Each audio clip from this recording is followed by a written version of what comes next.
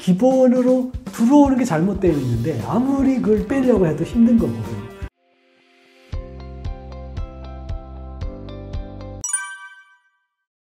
뭐 20%라고 하는 것들이 이제 그냥 통계의 수치이고요. 물론 이게 또 뭐 5년 생존율이 뭐 3년 생존 이게 다 달라지거든요. 그래서 어쨌든 뭐 그 수치는 큰 의미를 두지 마시고요. 어쨌든 이 20%라고 하는 것이 수술 때문에 생긴 거라고 하는 걸 강조하고 싶은 것이근데요. 사실 수술이나 이런 항암제나 이런 것 때문에 20%라고 할까요? 만약에 설사 그렇다 하더라도 평소처럼 술, 담배, 육식, 과로 이런 암의 원인을 그대로 유지한데 20%가 나올까요? 빵 프로예요. 빵 프로. 결국은 이 20%라는 의미도 결국 삶을 바꾼 사람들의 의미인 것이죠. 그리고 설사 암 환자들이 이렇게 해서 치유가 됐다 하더라도 통계 자료에 의하면 5년 이상 생존한 사람들은 비록 암으로 안 죽다 하더라도 다른 질병으로 조망한 경우도 많아요. 결국 다른 질병은 왜 생겨요? 심장병이나 뇌졸중으로 이런 거, 당뇨병으로 이런 걸로 돌아가셨다고 칩시다. 암 환자들이. 그건 왜 생겨요? 결국 이것도 삶의 원인이거든요. 다시 말해서 동맥경화증에 의해서 뇌졸중이 오는 거 아니에요? 동맥경이 왜 생겨? 주로 동물성 단백질이나 동물성 지방 때문에 과잉 섭취로 인한다는 것이 일반적으로 의사들도 다 동의하는 거 아니에요? 결국 암으로 죽든 다른 병으로 죽든 결국 삶을 바꾸지 않으면 결과는 다를 바 없다. 이렇게 이해를 하시는 게 중요하고 이 수치에 너무 의미를 두지 말고 이 수치라는 것도 결국 삶을 바꾼 사람들에 해당되는 거라는 거죠. 뭐 똑같아요. 뭐 제가 할 일이나 암 환자가 할 일이나. 근데 제가 만약 암에 걸렸다는 건 암에 걸릴 만한 이유가 있었던 거 아니겠어요? 그걸 먼저 성찰을 해야겠죠. 만약 제가 지금 암에 걸렸다고 한다면 어떤 것이 있을까? 옛날과 같이 전 초기에 시골로 들어갔을 때 거의 뭐 컴퓨터도 안 하고 핸드폰도 거의 안 하고 이랬었거든요. 그런데 이제 환자분하고 이제 상담하고 이제 막 이걸 해주다 보니까 이걸 알리는 것을 약간 사명을 느끼다 보니까 아무래도 책상에 앉아있는 시간이 많고 자연과 멀어지게 되더라고요. 저도 시골에 살면서도. 또 음식도 대충 먹게 나가다 보면 대충 먹게 되고 이런 일들이 반복되는 것이거든요. 만약 그것 때문이겠죠. 그러면 어떻게 되겠어요? 저도 당연히 이런 강연하거나 이런 인터뷰 이걸 좀 많이 줄여야겠죠.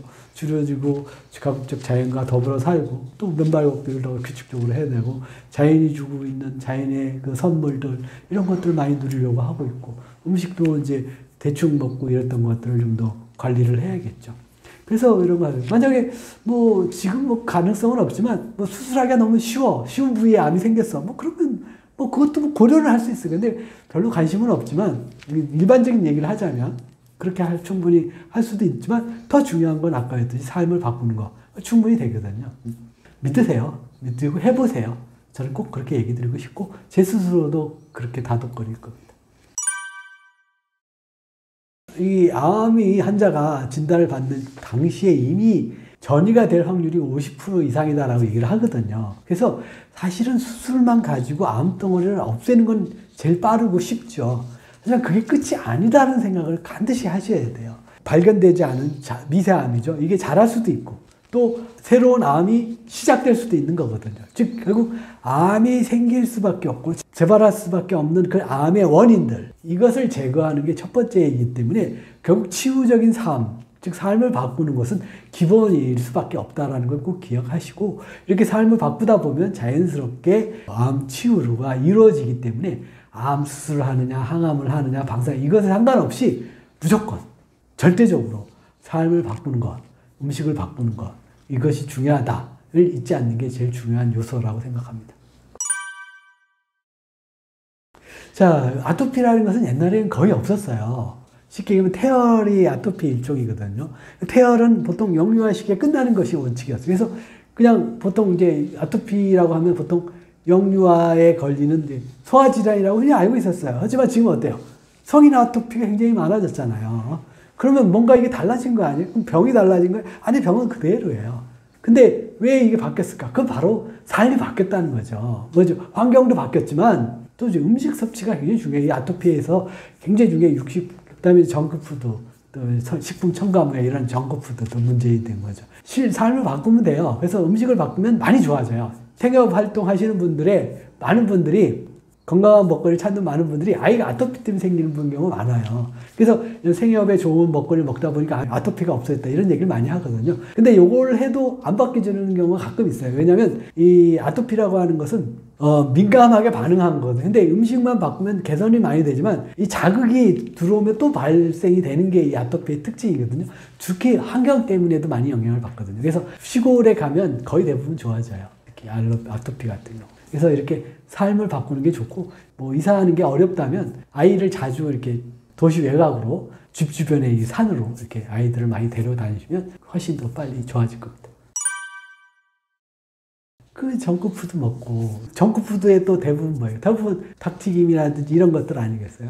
이런 것들을 먹다 보니까 늙은 거거든요. 그러면 벗어나려면 그것부터 벗어나야 되는 거죠. 사실 많은 분들이 다이어트를 이것저것 다 해보지만 안 된다 이런 얘기. 또 운동으로도 살 빼기 어렵다라고 말하는 이유가 기본으로 들어오는 게 잘못되어 있는데 아무리 그걸 빼려고 해도 힘든 거거든요. 그럼 운동으로 빼려고 해보세요. 얼마나 힘드세요.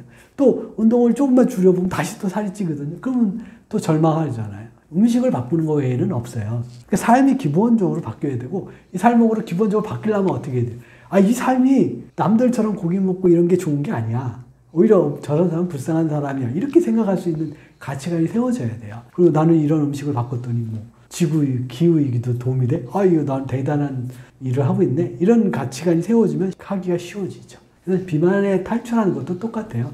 삶의 철학이 바뀌어야 되고 이것이 가치를 느낄 때 행동으로 옮기는 거 이거밖에 없습니다. 근골격계 질환이면 이건 정형외과에서 수술하거나 약을 쳐야 돼. 음식으로 된다라고 다들 놀래요. 근데 특히 이제 관절염 같은 경우들은 음식으로 좋아진다라는 통계들이 굉장히 많고 정형외과 의사들도 음식 다이어트가 관절염과 연관성이 높다라고 하는 논문들이 종종 발표되기 시작을 했어요. 마찬가지로 디스크도 마찬가지예요. 디스크 하면 과도하게 허리를 써서 그렇다. 물론 그런 부분이 없지 않아 있긴 하죠. 그런데 이제 이게 한 번 그런다고 되는 게 아니라 이게 반복되거나 또 주변에 이런 염증 상태가 계속 반복되다 생기면 나중에 좀 그래서 쉽게 일어나는 건데요. 그래서 이런 염증의 회복도 굉장히 중요한 거거든요. 근데 이런 염증의 회복을 하는 것이 바로 중요한 게 뭐냐면 음식이에요.